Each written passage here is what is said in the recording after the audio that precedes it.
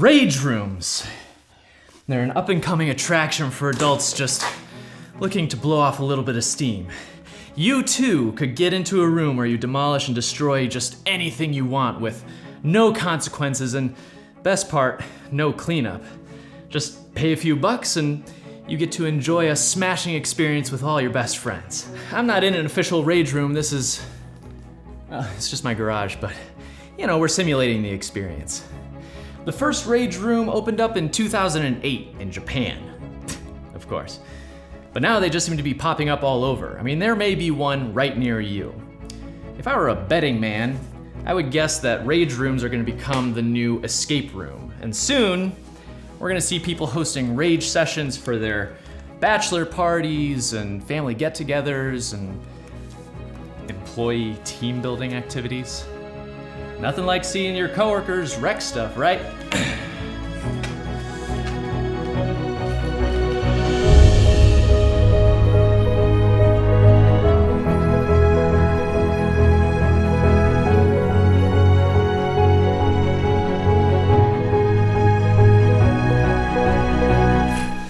Perhaps unsurprisingly, many of these rage rooms promote their services as rejuvenating.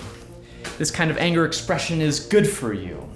So they say that it benefits your mental health by lowering your anxiety, relieving stress, lowering your blood pressure, and helps you avoid burnout at work. Well, in that case, it's sort of a smash therapy. Well, there's even memberships as cheap as $100 a year, so you can smash every weekend if you want. Which is definitely something your mom would be into. Whoa! Sorry about that. That was really mean. Well, anyway, this sounds great, but, well, hang on a second. Let's take a look at these websites once more.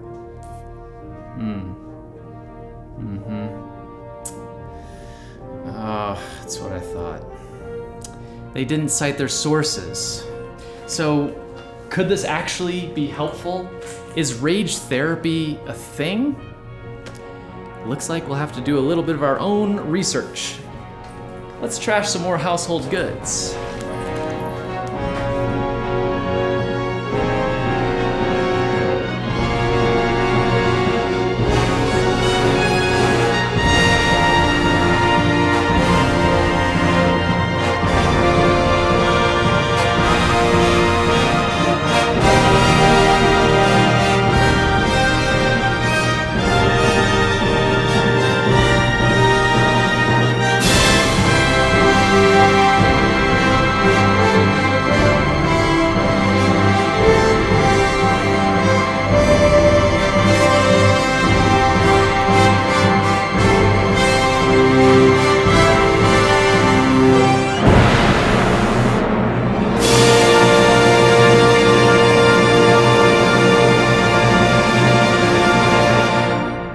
It's a well-known suggestion that if you feel angry, you should just scream into your pillow or punch your pillow. Man, if pillows could talk, they'd probably tell us how much we hurt them. But the idea behind this age-old advice is that pent-up anger is bad. You don't want to let it build and build until you explode and punch your coworker in the face. So instead, take it out on something that won't get you in trouble, like a pillow. This concept of releasing anger, or any emotion for that matter, is called catharsis, and the catharsis hypothesis has been used in therapy since the days of Freud. It's hotly debated whether the expression of repressed or ignored emotions helps us address those underlying feelings. Aggression is its own subtype of catharsis with a wide range of behaviors, including playing violent video games and taking somebody to court. But since we're talking about rage rooms today, I'm going to specifically focus on aggressive acts like yelling, slamming doors, destroying property, and hitting things. The idea of releasing your anger as a psychological treatment really came into popularity in the 60s and 70s with the birth of primal therapy. This form of treatment believed that mental health issues were caused by repressed childhood traumas that had not yet been resolved.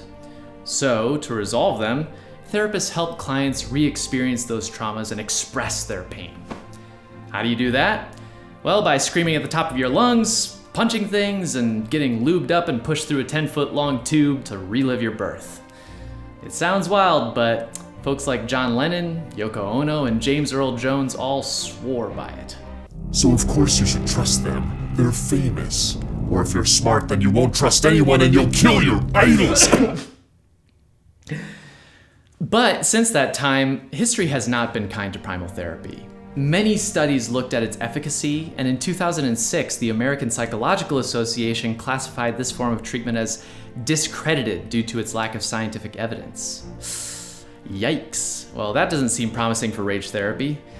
But primal therapy had a lot of dubious practices going on in addition to the yelling and punching. I mean, I certainly wouldn't want to be squeezed through a vinyl tube. What if we only look at the aggressive acts themselves? Well, there is evidence that catharsis works. In a few studies, the experimenter purposefully annoyed or angered some participants and then gave them the opportunity to retaliate against the experimenter or someone that was related to the experimenter, either by giving electric shocks or harsh negative feedback. Turns out, this kind of aggression actually lowered the participants' blood pressure and their heart rate back to levels before being annoyed. I mean, that's great. That's good news. However, in a follow-up study, they did the exact same experiment, but then let the participant attack some innocent person instead. And what they found was that when the person would aggress against this rando instead of the actual experimenter, it didn't reduce their tension. So it seems like catharsis works best when it feels like we're evening the score or getting justice with the person who hurt us. So just 3D print a bust of your least favorite politician, bring it to the rage room, and boom, have a smashing experience, right? That should be easy as that. Here we go. Well, hang on. But it turns out, even this may not be enough. In another study with kids, school-age children were purposefully annoyed by older children, and then they were given the opportunity to take out their anger on inanimate objects. Kind of like a rage room. But it didn't work. Afterwards, those kids were just as likely to aggress against the kid who frustrated them. And in another study, participants were irritated by the researcher and then were asked to hit a punching bag and either think about the researcher or think about becoming physically fit. The folks who thought about the researcher became more aggressive. So is catharsis only effective when you can inflict harm directly on the person who annoyed you? Who knows?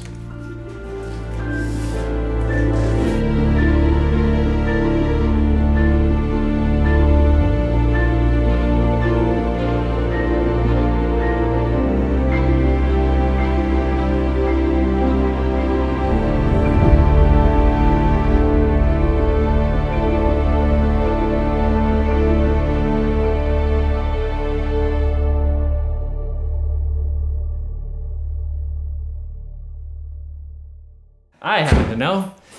And the answer is, not entirely. See, there's plenty of research to show that blowing off steam can reduce stress immediately afterwards. It makes you feel good.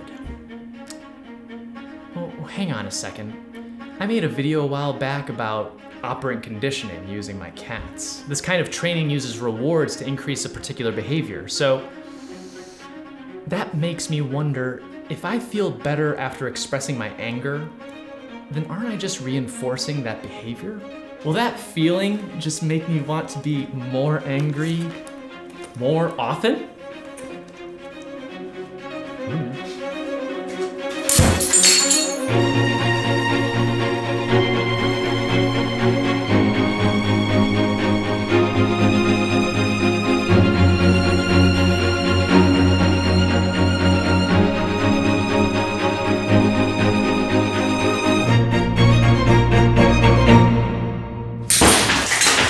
Indeed it does, my friends.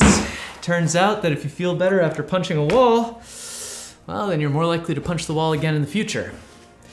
You've essentially been rewarded for your actions. So yeah, if you go to a rage room and you use it as an outlet for your anger, you could be making yourself more likely to be aggressive IRL. But don't take this as me being anti-rage room, okay? I'm all for having some safe fun by defacing property and, introducing a little bit of chaos into life. Like I was saying before, I see it along the same lines as escape rooms or paintballing or axe throwing. Just don't be an idiot and think it'll solve all your petty problems. What I mean is, just don't use it as therapy, okay? Sorry. Breaking all this stuff is making me aggro. I should stop. Well, maybe just a few more things. Anyway, thanks for watching. And until next time, I'm Micah. Think about it.